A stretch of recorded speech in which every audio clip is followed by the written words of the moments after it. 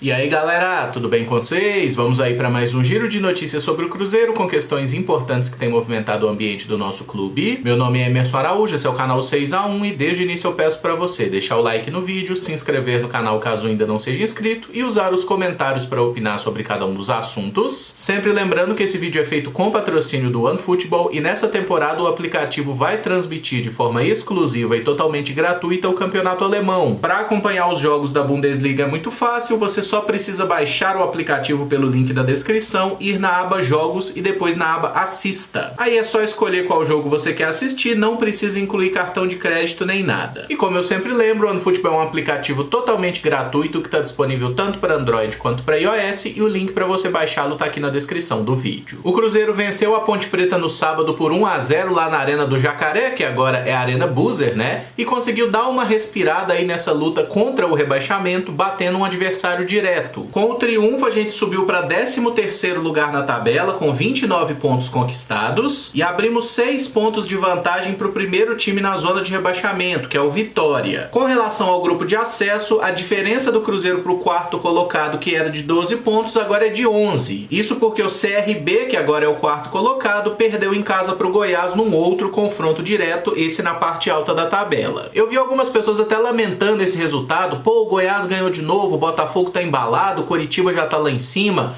Moçada, a gente precisa de uma vaga, tá? E quando a gente olha que a diferença era de 12, agora é de 11 pontos, beleza, a gente melhorou, a gente tá um pouquinho mais perto. Se a gente conseguir se aproximar um ponto por rodada, a gente vai conseguir subir, considerando que ainda faltam 15 partidas para ser disputadas, né? O momento ele é de otimismo pela forma do Cruzeiro. Foi a 10ª partida seguida sem derrota, mesmo que a gente tenha empatado muito nesse meio tempo, mas o importante é, ganhamos da Ponte Preta, agora vamos tentar ganhar do Operário e aí a gente vê como é que vai ficar a tabela. Vanderlei Luxemburgo exaltou o espírito guerreiro do time em campo e criticou as artimanhas usadas para beneficiar o rival e não deixar o Cruzeiro jogar com torcida em BH. Ele levantou a possibilidade de seguir jogando em Sete Lagoas, lembrou do eterno 6x1 e exaltou a melhoria que foi feita no gramado. Eu concordo muito com essa crítica do Vanderlei Luxemburgo para essa decisão clubista que foi tomada pela Prefeitura de Belo Horizonte com relação à reabertura ou fechamento dos estádios, né? Quer dizer, no momento que só o Cruzeiro poderia ser, entre aspas, beneficiado com presença de torcida, não pode ter. No momento que o Atlético vai voltar a jogar no Mineirão, liberam a torcida. Então realmente acho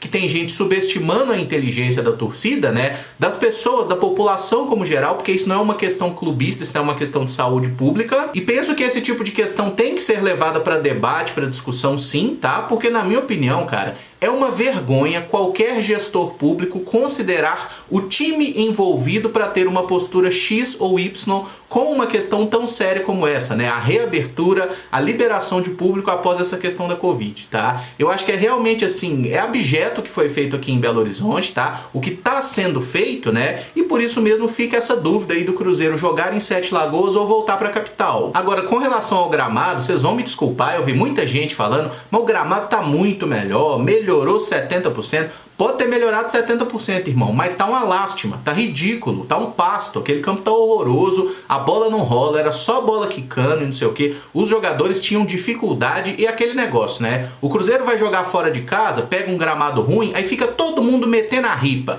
Isso é uma vergonha, os meus jogadores vão machucar, a CBF não pode permitir. Quando a gente é mandante, ninguém vai adotar essa crítica, tem que adotar também. Tanto que os jogadores do Cruzeiro falaram sobre isso, o Rômulo, o Bruno José, os jogadores estavam falando, o gramado realmente tá impraticável. E a gente sabe que tem uma empresa trabalhando para tentar dar uma melhorada no gramado, mas milagre não tem como fazer, tá? Então o jogo de quinta-feira contra o Operário vai ser lá na Arena Buser do Jacaré, né? Inclusive os ingressos já estão sendo vendidos. E para sequência ainda não tá batido o martelo se o Cruzeiro vai seguir jogando lá ou se volta para Belo Horizonte, tá? Inclusive, questão de custo, Sete Lagoas é muito mais barato, mas assim, pesando o aspecto técnico, né? Você vai poder ter torcida em BH e vai poder ter torcida em Sete Lagoas também. Em BH pode ter inclusive um número maior de torcedores, porque o estádio é bem maior, né? tendo o Mineirão com um gramado bom e tendo torcida também, eu não vejo motivo nenhum pro Cruzeiro continuar jogando em Sete Lagoas, tá? Porque o gramado tá ruim demais e vocês podem ter certeza que ficar bom, assim, a um nível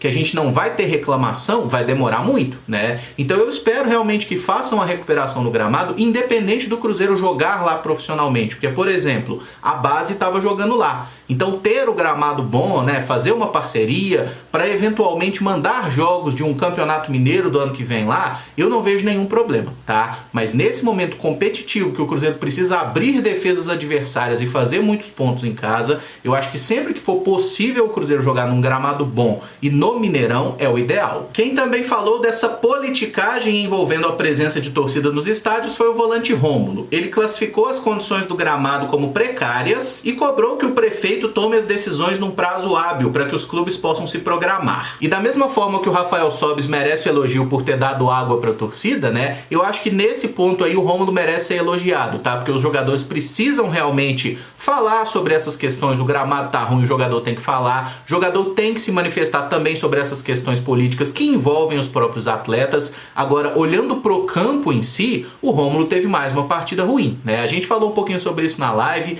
ele se escondendo do jogo, um atleta muito pouco participativo, e qual não foi a minha surpresa ao ver que o Rômulo foi escolhido para a equipe ideal da rodada, né? Naquela votação que primeiro pegam as notas do SofaScore, depois levam para votação, né, no Twitter, e o Rômulo entrou na equipe da rodada. Assim, é um absurdo, cara, coisas inexplicáveis que a vida e que a internet nos dá. O Marco Antônio, que entrou na vaga do Rômulo no segundo tempo, participou da jogada do gol e foi elogiado pelo Pofechô, que com a presença dele a bola saía com mais precisão encontrando os atacantes, que o Marco Antônio tem muita técnica e precisa melhorar como volante, a ocupar os espaços mais rapidamente. Eu gosto muito quando os técnicos vão para a coletiva para fazer uma análise de um jogador e fazem uma análise realmente assim técnica do atleta, né? Por exemplo, o Luxemburgo foi lá falar do Marco Antônio, ele é bom nisso, ele não tá indo bem nisso, ele precisa melhorar nisso. Eu acho legal porque além de você ensinar pro atleta, né, e certamente o Luxemburgo já teve essa conversa individual com o próprio jogador, mas você acaba passando também para os torcedores algum ensinamento, né? E convenhamos que entender de futebol o Luxemburgo entende, todo mundo sabe disso, por mais que os trabalhos dele não tenham dado resultado há muito tempo. Esse no Cruzeiro até agora tá indo muito bem. E o que eu acho que a gente deve ter em mente sobre o Marco Antônio é que ele é um jogador que está realmente em um processo de adaptação, né? Ele está se adaptando a uma função que ele jogava de vez em quando na base, mas ele normalmente atuava mais à frente, como um camisa 10 mesmo. Como volante ele tem mais responsabilidades. A gente deve lembrar que ele ficou muito tempo parado fazendo aquele processo de fortalecimento, então é um jogador que também está pegando agora ritmo de jogo. Mas com a bola no pé eu não tenho dúvida que ele é muito bom jogador, né? Tanto que o lance do nosso gol provavelmente não sairia se ele não tivesse a iniciativa. Primeiro de abrir a bola no Wellington Nem, de entrar na área, aparecer como opção de passe, né? Aí ele divide a bola ali, ela sobra, o Bruno José mete o golaço. Mas o Marco Antônio é bom jogador, ainda teve aquele chute na trave ali no final. É um cara que, na minha opinião, para esse próximo jogo contra o Operário, seria legal o Luxemburgo botar ele de titular, inclusive, né? Pra gente ter ali um jogador mais ofensivo ao lado do Adriano, para tentar construir um placar desde o início, né? Porque o Cruzeiro tá sofrendo muito para conseguir abrir o placar. E por mais que ele precise melhorar nessa questão da intensidade, hoje o Marco Antônio disputa a posição basicamente com Rômulo e Ariel Cabral, porque os outros volantes como Flávio, como Nonoca, têm outra característica, né? E convenhamos que esses jogadores que eu citei aqui, nenhum deles é um Kanté em intensidade também. Se é para trabalhar um jogador como esse, o Marco Antônio tem muito mais chance de evoluir do que o Ariel ou o próprio Rômulo. O artilheiro do sábado foi Bruno José, que se recuperou de uma lesão sofrida contra o Goiás, entrou no intervalo e mesmo com dores fez um golaço de voleio, que garantiu os 3 pontos. Foi o seu segundo gol na Série B, ambos marcados contra a Macaca. Essa questão dele ter jogado com dor não é uma opinião minha, tá? Isso é uma coisa que o próprio Luxemburgo revelou, né, na coletiva após a partida. É um cara que foi pro sacrifício mesmo e conseguiu ser recompensado com um gol muito bonito, né? E tem até essa questão um pouco de sorte contra a Ponte Preta, né? Os 2 gols que ele fez aí contra a Macaca e foram gols importantíssimos, porque foi 1-0 lá e 1-0 aqui. Ele é um cara que faz muito bem ali a jogada, ele se mata pelo time, ele abre espaço, ele cria, mas ele tem feito pouco gol e dá pouca assistência. Ele precisa melhorar nesse sentido aí,